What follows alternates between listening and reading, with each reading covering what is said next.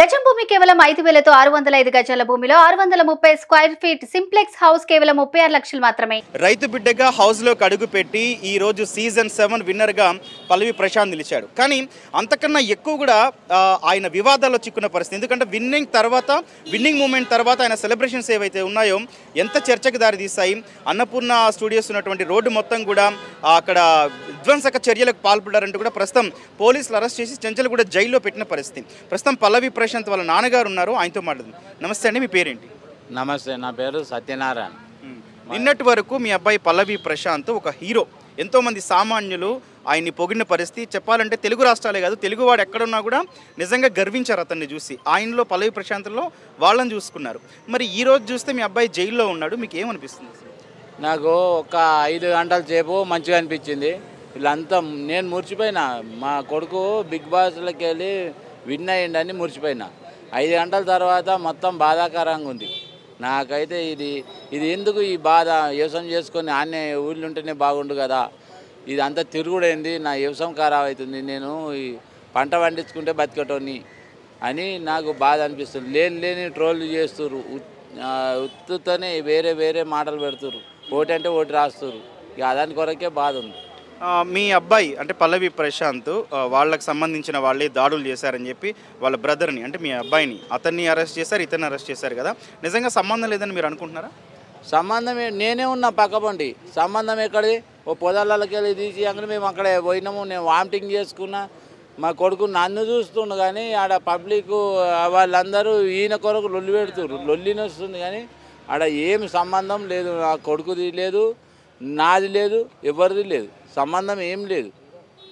అదే ఇప్పుడు ఒక మాట చెప్తున్నా. ఇప్పుడు చిరంజీవి రామ్ చరణ్ వీళ్ళు పెద్దలు ఉన్నారు కదా, వాళ్ళే సెలబ్రిటీ అయ్యి వాళ్ళే విన్ అయితే ఏమన్నా పోలీసులు దాని గురించి చర్య తీసుకుంటారా, తీసుకోపోతారా? మేము రైతు బిడ్డను కాబట్టి మాకు చర్య తీసుకోలేదు, మాకు అదే బాధాకరం. ఓకే అండి, ఇప్పుడు పల్లవి ప్రశాంత్ విన్నర్ అయిన తర్వాత కొన్ని రోజులు పరారీలో ఉన్నాడు, దాచుకున్నాడు అని చెప్పి నడిచింది. అసలు ఏం జరిగింది? ఎక్కడున్నాడు? మా ఇంట్లోనే ఉన్నాడు, పరారీ కాలేదు. మా ఇంట్లోనే ఉన్నాడు. నేను పరారీ అయ్యిండని కూడా ఎవరితో చెప్పలేదు. నేను ఏమన్నా అంటే పోలీసులు వస్తే దెంకపోతాడా అన్న అంటే దెంకపోయిండు అని పెట్టిరు. ఏం చెప్తాం చెప్పు అట్లా. ఓకే, మీ ఇంటికి పోలీసులు ఎప్పుడు వచ్చారండి? ఏ టైంలో వచ్చారు? ఎవరు వచ్చారు? చాలా మంది వచ్చారు, ఒకళ్ళిద్దరు రాలే, వ్యాన్లు వచ్చినాయి చాలానే. అది మనకు చీకటి అవుతుందా 6:30 అందాక వచ్చారు. ఏమన్నారు వచ్చి? ఏమనలే, దెబ్బన పల్లవి ప్రశాంతానికి పోయి ఇక తోలుకొస్తూనే ఉన్నారు. ఇంట్లోనే ఉన్నాడా పల్లవి ప్రశాంత్? ఇంట్లోనే ఉన్నాడు. రావాలి బాబు రావాలంటే నేనుండి అంగి మార్చుకొని వస్తారు సార్ అంటే అంగి మంచిగానే ఉంది కదా అని అన్నారు. అని తోలుకొని వస్తూనే ఉన్నారు. ఒక ఆయన అయితే ఊకోకూడదు, మెడల్ మీద చేసి నొక్కొస్తూనే ఉండు. ఏ రోజు జరిగింది ఇదంతా? నిన్న. ఇప్పుడు లాయర్లు ఏమన్నారు? బెయిల్ పిటిషన్ వేశారు కదా, ఏమన్నారు? ఇంకా నాకేది తెలియదు. ఇక మేము మారుమూల గ్రామంలో చిన్న పల్లెటూరులో ఉండే వ్యవసాయదారులు, మాకు ఇవన్నీ తెలియదు. మాకు ఈ సిటీకి వచ్చుడు ఇవన్నీ చేసుడు మాకు తెలియదు. మరి ఇప్పుడు పల్లవి ప్రశాంత్కి ఏం చెప్పబోతున్నారు బెయిల్ పిటిషన్ వచ్చి మళ్ళీ మీ దగ్గరకు వస్తే? నేనేం చెప్తా, నాకు ఏది తెలియదు సార్. నాకు ఎందుకంటే మాకు బాధ అనిపిస్తుంది. నా భార్య ఒకటి మంచిగా లేదు, ఆమెతోనే నాకు పెద్ద ట్రబుల్. వాళ్ళ తల్లి ఏమంటున్నారండి? ఏడుస్తుంది, నెత్తి అంతా కొట్టుకుంటుంది. అట్లా మాకు లేని బాధలు పెట్టారు సార్ వీళ్ళు. ఇప్పుడు కేసులు పెట్టి మాకు అన్ని పరేషాన్ చేసారు.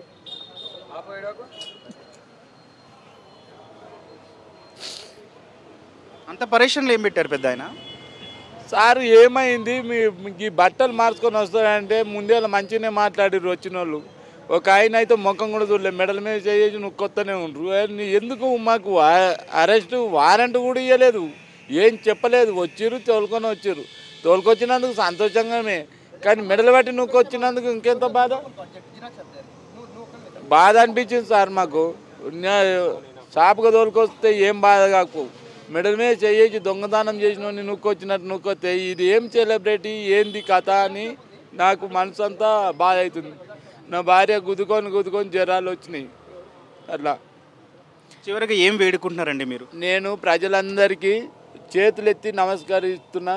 నా కొడుకు విన్నర్ అయినందుకు మాకు బ్యాడ్ న్యూస్ చూపెట్టిరు. ప్రజలందరినీ దయచేసి వేడుకుంటున్నా. నా కొడుకు ఏమి దొంగ కాదు, మంచి వినియోగవంతుడు, బుద్ధివంతుడు. అందుకే నేను అతడు బిగ్ బాస్లో పోతా అంటే పొమ్మని మనస్ఫూర్తిగా నేను తోలిచ్చినందుకు అతడు విన్నర్ అయిండు. విన్నర్ అయినంత మాత్రమల్లా 5 గంటల సేపు సంతోషంగా ఉన్నాము. 5 గంటలు దాటంగానే బాధాకరంగా ఉంది. మా బాధను మన్నించి మీరు కేసులు పెట్టిన వాళ్ళు కూడా దయచేసి కొట్టిపోయారని కోరుకుంటున్నా.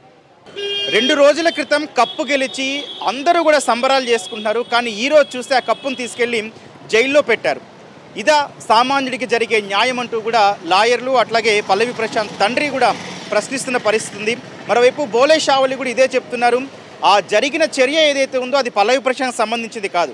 చట్టాన్ని అందరూ గౌరవిస్తాం, కానీ చట్టాన్ని ఎవరి చేతుల్లోకి తీసుకోవద్దంటూ విజ్ఞప్తి చేస్తూనే దయచేసి సామాన్యుడు అయినటువంటి ఈరోజు సెలబ్రిటీగా మారినటువంటి పల్లవి ప్రశాంత్ని బయటికి తీసుకురావాల్సిన అవసరం ఉందంటూ కూడా ఆయన విజ్ఞప్తి చేస్తున్న పరిస్థితి ఉంది.